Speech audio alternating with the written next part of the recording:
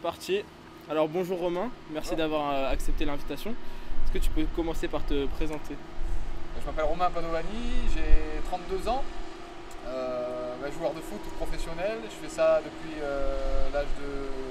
J'ai démarré le foot tout petit à 4 ans et puis vraiment professionnel depuis 18 ans. Et voilà, je suis le capitaine de l'équipe de QRM et on est en Ligue 2 cette année. Pour rentrer tout de suite dans le vif du sujet, c'est la première fois que tu effectues autant de matchs en Ligue 2 dans ta carrière. Comment te sens-tu au sein du groupe cette saison?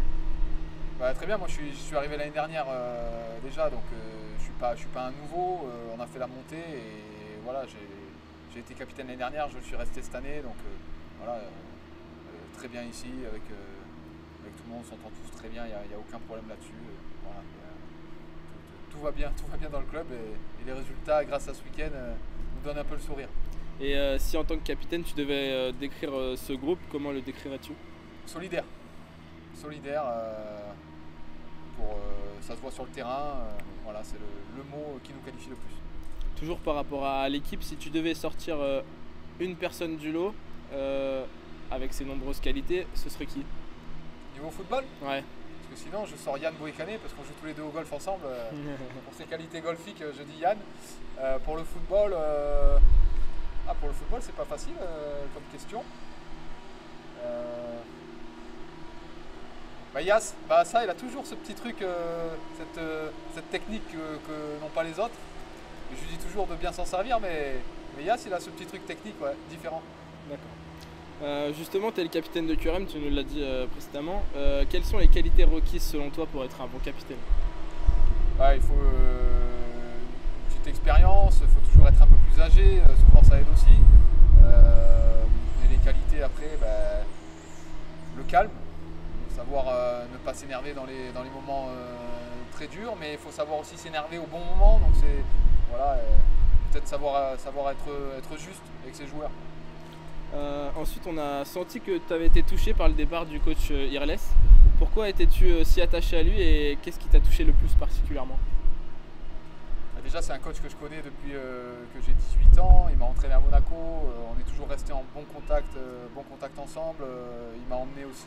J'ai failli partir en Moldavie avec lui. C'est pour montrer mon attachement à lui, c'est que j'étais prêt à le suivre jusqu'en Moldavie. Pas grand monde le ferait.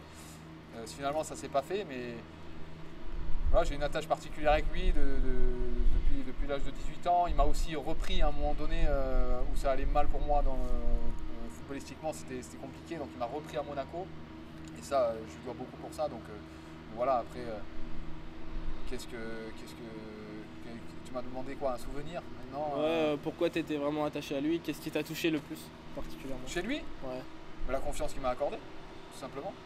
La confiance qu'il m'a accordée dans le football il connaissait ma valeur et ça me l'a montré. Donc ouais, c'est surtout la confiance.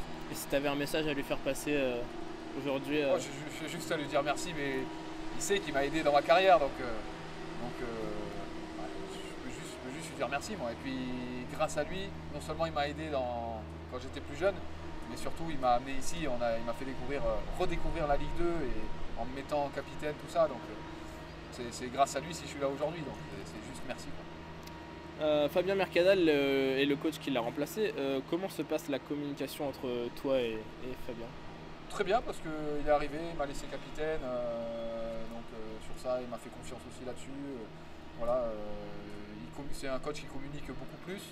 Et c'est les sudistes, ça. Moi je suis un sudiste aussi, donc on communique bien. Et vraiment aucun problème avec le coach, une bonne relation, que ce soit avec moi ou les autres joueurs. Voilà, il est plus communicant comme entraîneur, donc non, ça s'est très bien passé. Parlons plus de QRM, toujours par rapport à cette saison. QRM est la pire défense devant Nancy. Comment expliques-tu ce nombre de buts encaissés qui est de 42 à l'heure actuelle? C'est dur à expliquer ça officiellement.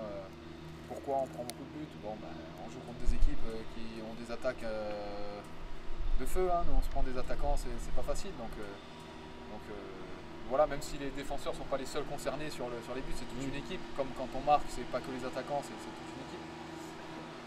L'expliquer, j'aurais du mal. Voilà. J'aurais du mal à expliquer. L'important, c'est peut-être d'avoir une mauvaise défense, mais de s'en sortir à la fin de l'année. Et ça, c'est fort possible. Justement, première victoire pour QRM depuis février ce week-end. On imagine qu'elle fait du bien. Et quel est ton ressenti par rapport à cette victoire qui est précieuse quand même? Ah ouais, elle fait clairement du bien. C'était le moment où il fallait la faire. On avait fait un petit stage dans la semaine juste avant qui a marché puisqu'on a, voilà, on a retrouvé cette solidarité qu'on avait un petit peu perdue. J'en ai parlé au début de saison, mais c'est vrai qu'on a retrouvé cette solidarité pendant ce stage avec des petites sorties cohésion. Et sur le terrain, ça s'est vu. Et c'était le moment pour faire cette victoire. Après, c'est pas, voilà, on est sorti de la zone.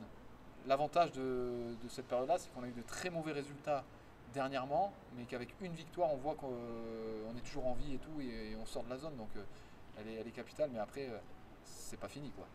On n'est pas maintenu. Hein. Et par rapport à samedi dernier, on parle aussi de victoire précieuse puisque vous irez à Toulouse ce week-end.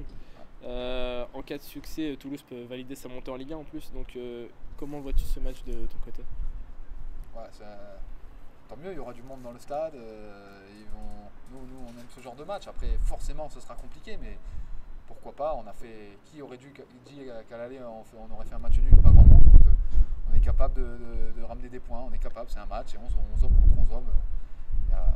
Alors oui, si on prend un but rapidement, oui, si on en prend deux, ce sera très compliqué. Donc le but, c'est de tenir, et pourquoi pas les piquer à un moment donné, on en est capable. Donc on va pas là-bas en touriste, hein, même s'il va faire beau et chaud, on y va vraiment prendre des points et jouer notre survie.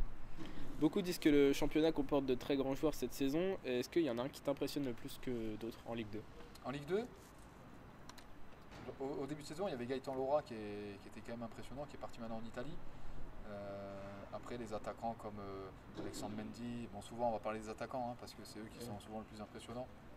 Et il y a Alexandre Mendy qui est par exemple très bon à Caen, et pour citer un défenseur que je connais bien parce que j'ai joué avec lui à Chambly, c'est Oumar Gonzalez qui fait une très grosse saison à Ajaccio.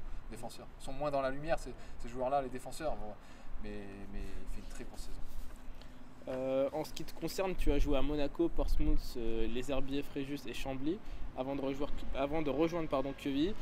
Dans quelle équipe gardes-tu le plus de bons souvenirs? Il y a eu, c'est difficile d'en citer qu'une. Portsmouth, ça a été mes premiers matchs professionnels devant 18 000 personnes avec un public de feu. Chambly, j'ai connu une montée, une demi-finale de Coupe de France. Ici, j'ai connu une montée en tant que capitaine et une saison pleine en Ligue 2. Mais il faudrait la valider par un maintien. Donc voilà, c'est sûr que les Herbiers ne restera pas un grand souvenir pour moi. Mais voilà, pour citer un peu ces étapes-là qui ont été ultra importantes, et je m'en souviendrai toujours. Voilà, une petite partie à Portsmouth, une petite partie à Chambly et une grande partie ici. Et d'ailleurs, Chambly qui est un peu en situation critique là en national, qu'est-ce que tu en penses?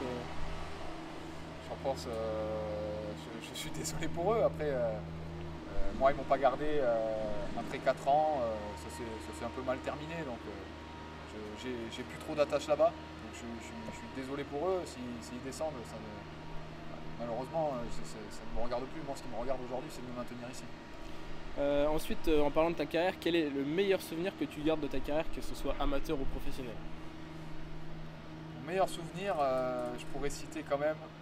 Il y en a deux. Il y a forcément la montée ici, qui est incroyable, parce que pas grand monde s'y attendait aussi. Et il y a cette demi-finale de Coupe de France qui est à la fois un super souvenir, parce que jouer une demi-finale à la Beaujoire devant 40 000 personnes, c'est à la fois un bon souvenir et un mauvais parce qu'on a perdu.